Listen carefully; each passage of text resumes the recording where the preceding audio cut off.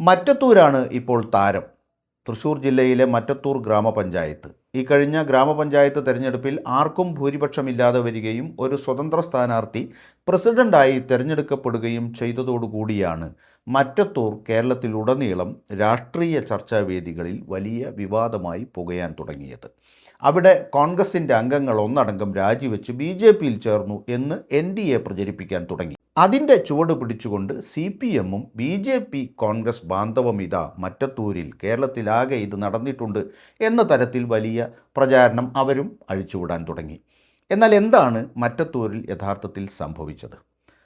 മറ്റത്തൂർ എന്ന് പറയുന്നത് ഇടതുപക്ഷത്തിൻ്റെ വലിയ സ്വാധീനമുള്ള ഒരു കോട്ടയായിരുന്നു. കഴിഞ്ഞ പാർലമെൻറ്റ് തെരഞ്ഞെടുപ്പിൽ ആ പഞ്ചായത്തിൽ NDA സ്ഥാനാർത്ഥി സുരേഷ് ഗോപിക്ക് ഭൂരിപക്ഷം ലഭിച്ചിരുന്നു എന്നത് മറ്റൊരു കാര്യം.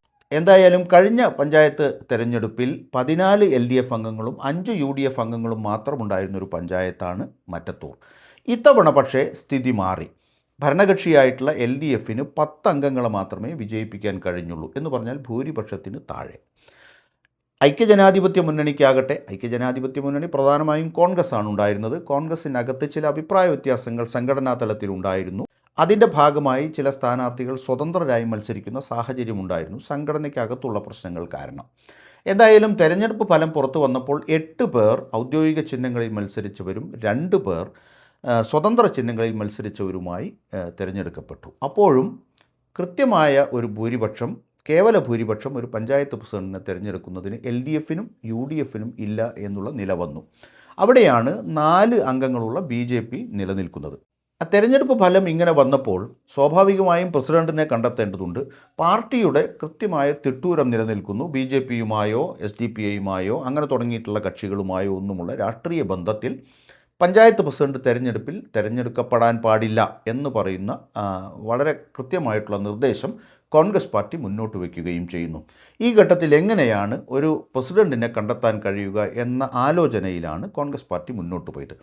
അതിൻ്റെ അടിസ്ഥാനത്തിൽ KR ഔസേഫ് എന്ന് പറയുന്ന കോൺഗ്രസിൻ്റെ വിമതൻ എന്ന് വേണമെങ്കിൽ പറയാം, എന്തായാലും സ്വതന്ത്ര ചിഹ്നത്തിൽ മത്സരിച്ച KR ഔസേഫ് അവിടെ ജയിക്കുകയും അദ്ദേഹത്തെ പ്രസിഡൻ്റാക്കി മുന്നോട്ട് വെച്ചുകൊണ്ട് 8 പേരും ബാക്കി 2 സ്വതന്ത്ര സ്ഥാനാർത്ഥികളും വോട്ട് ചെയ്യുന്ന തരത്തിൽ 10 പേര് മുന്നോട്ട് വെച്ച് ഔസേഫിനെ പ്രസിഡന്റ് സ്ഥാനാർത്ഥിയായി മുന്നോട്ട് വയ്ക്കാമെന്നായിരുന്നു തലേ ദിവസം രാത്രി വരെയുള്ള ധാരണ. പക്ഷേ പിറ്റേ ദിവസം രാവിലെ കാണുന്നത് ഈ ഔസേഫ് UDF പ്രസിഡന്റ് സ്ഥാനാർത്ഥിയായി മുന്നോട്ട് വയ്ക്കുന്ന ഔസേഫ് LDFകാരുടെ കൂടെ കാറിൽ കയറി വരുന്നതാണ്. അങ്ങനെയൊരു സാഹചര്യം മുന്നിൽ വന്നപ്പോൾ UDFകാർ, പ്രത്യേകിച്ച് കോൺഗ്രസ്സുകാർ അവിടെ കൂടിയാലോചിച്ചു എന്തു വേണം എന്ന് ആലോചിച്ചപ്പോഴാണ് ടെസി ജോസ് എന്ന് പറയുന്ന മറ്റൊരു സ്വതന്ത്ര സ്ഥാനാർത്ഥി, ഇതേപോലെ കോൺഗ്രസ്സുകാരി തന്നെയായിരുന്നു, പക്ഷേ അവർ ഇത്തരത്തിൽ സ്വതന്ത്ര ചിഹ്നത്തിൽ മത്സരിച്ചു വന്ന അവരെ പ്രസിഡന്റ് പദത്തിലേക്ക് മുന്നോട്ട് വയ്ക്കാം എന്നുള്ള തീരുമാനത്തിലേക്ക് വരുന്നത്. ആ തീരുമാനത്തോടൊപ്പം അങ്ങനെ ഒരു സ്വതന്ത്ര സ്ഥാനാർത്ഥിക്ക് വോട്ട് ചെയ്യാൻ BJP കൂടി രംഗത്ത് വരികയും കാലാകാലമായി ഇടതു കോട്ടയായിരുന്ന മറ്റത്തൂർ പഞ്ചായത്തിൽ ടെസി ജോസ് പ്രസിഡൻ്റായി തിരഞ്ഞെടുക്കപ്പെടുന്ന സാഹചര്യം ഉണ്ടാവുകയും ചെയ്തു. ഇങ്ങനെയൊരു സാഹചര്യത്തെയാണ് BJP അരുണാചൽ പ്രദേശ് മോഡൽ എല്ലാവരും രാജിവെച്ച് തങ്ങളോടൊപ്പം വന്നു എന്ന തരത്തിൽ അവരുടെ സോഷ്യൽ മീഡിയ ഹാൻഡിലുകൾ ഉപയോഗിച്ചുകൊണ്ട് പ്രചരിപ്പിക്കാൻ തുടങ്ങിയത്. ഇതിൻ്റെ മറുവശം കാണുന്നത് LDFൻ്റെ ഭാഗത്തു നിന്നാണ്. BJPയും UDFും ചേർന്നിതാ LDFനെ അധികാരത്തിൽ നിന്ന് പുറത്താക്കിയിരിക്കുന്നു എന്ന തരത്തിലായി അവരുടെ വ്യാഖ്യാനം. കേരളമുടനീളം സാമൂഹ്യ മാധ്യമങ്ങളിൽ ഇത് ചർച്ചയായിക്കൊണ്ടിരിക്കുകയാണ്. യഥാർത്ഥത്തിൽ ഇതിൽ വില്ലൻ ആരാണ്?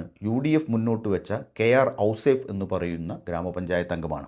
അദ്ദേഹത്തെ പ്രസിഡൻ്റാക്കി മത്സരിപ്പിക്കാൻ UDF തീരുമാനിച്ചതായിരുന്നു. പക്ഷേ രാത്രിയുടെ മറവിൽ എന്ത് ചർച്ചയാണ് നടന്നതെന്നറിയില്ല. പലതരത്തിലുള്ള ആക്ഷേപങ്ങൾ പറഞ്ഞു കേൾക്കുന്നു.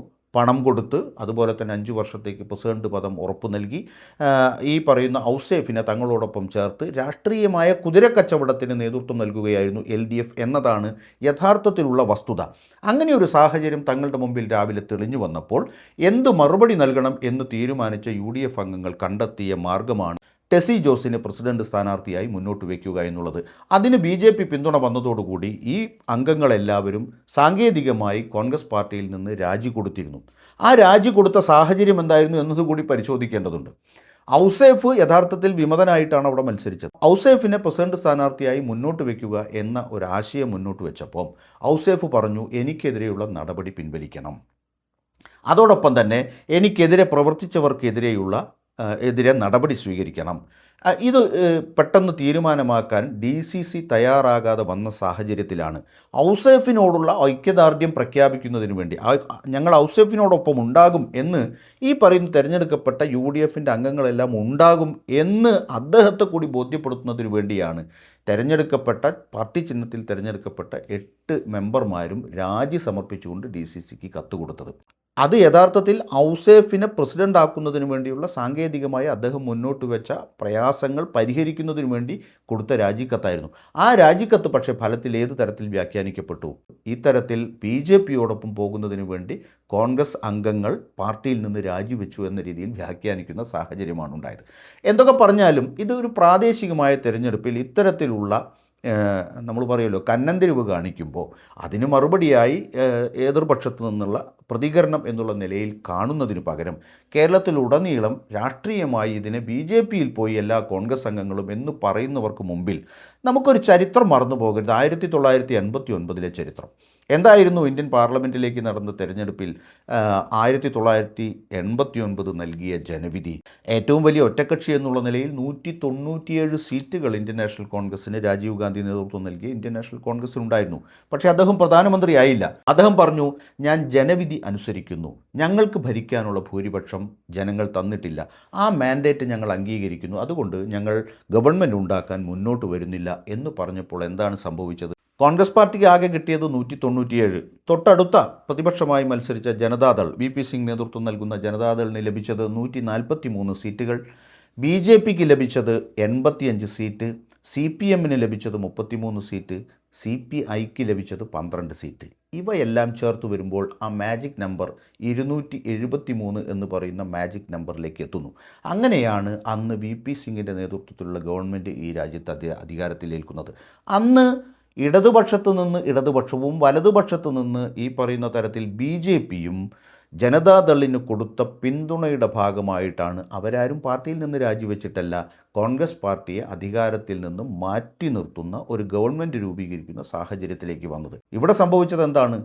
പാർട്ടിയുടെ തന്നെ പ്രവർത്തകയായ അതല്ലെങ്കിൽ പാർട്ടി ചിഹ്നത്തിലല്ലാതെ മത്സരിച്ച ഒരു സ്വതന്ത്ര സ്ഥാനാർത്ഥിയെ പ്രസിഡൻ്റ് ആക്കുന്നതിന് വേണ്ടി കോൺഗ്രസ്സിലെ മറ്റ് അംഗങ്ങൾ വോട്ട് ചെയ്യുകയും അതിന് പിന്തുണ നൽകിക്കൊണ്ട് BJPയുടെ അംഗങ്ങൾ രംഗത്ത് വരികയും ചെയ്തപ്പോൾ ഈ പറയുന്ന തരത്തിലുള്ള നെറികേട് LDF കുതിരക്കച്ചവടം നടത്തിക്കൊണ്ട് ഒരു രാത്രി കൊണ്ട് നടത്തിയ കുതിരക്കച്ചവടത്തിൻ്റെ ഭാഗമായുള്ള നെറികേട് അതിന് മറുപടി കൊടുക്കുക എന്നുള്ള തരത്തിൽ ഒരു പഞ്ചായത്തിൽ രൂപപ്പെട്ടു വന്ന രാഷ്ട്രീയ മനസ്സിനെ ഇത്തരത്തിൽ കേരളത്തിലുടനീളം BJPയിൽ പോയിരിക്കുന്നു മുഴുവൻ അംഗങ്ങളും എന്ന തരത്തിൽ വ്യാഖ്യാനിക്കുകയും അതല്ലെങ്കിൽ BJPയുമായി കോൺഗ്രസ് ബാന്ധവത്തിലാണ് കേരളത്തിലുടനീളം അതിന് തെളിവിതാ മറ്റത്തൂര് എന്ന് പറഞ്ഞുകൊണ്ട് പ്രചാരണം നടത്തുകയും ചെയ്യുന്നവരോട് പറയാനുള്ളത്, ഇത്തരത്തിലുള്ള രാഷ്ട്രീയ ചരിത്രം ഇന്ത്യയിൽ ഇതിനു മുമ്പുണ്ടായിട്ടുള്ള ചരിത്രം ഒന്നും മറന്ന് ഇത്തരത്തിലുള്ള പ്രചാരണത്തിൽ നിങ്ങൾ ഏർപ്പെടരുത് എന്ന് മാത്രമാണ് അക്കാര്യത്തിൽ സൂചിപ്പിക്കാനുള്ളത്.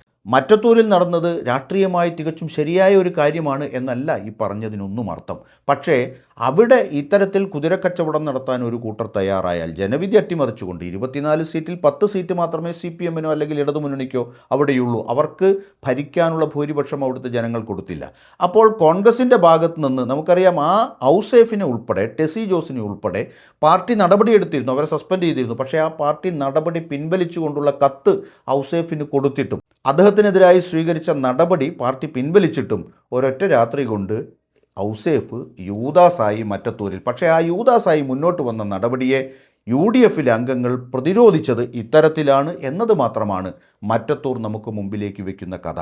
അതല്ലാതെ ഇത്തരത്തിൽ വലിയ രാഷ്ട്രീയ പ്രചാരണം നടത്തി BJP കോൺഗ്രസ് ബാന്ധവത്തെ ചിത്രീകരിക്കാൻ ശ്രമിക്കുന്നവർക്ക് മുമ്പിൽ ചരിത്രം മാപ്പ് നൽകില്ല എന്ന് മാത്രമാണ് അക്കാര്യത്തിൽ സൂചിപ്പിക്കാനുള്ളത്.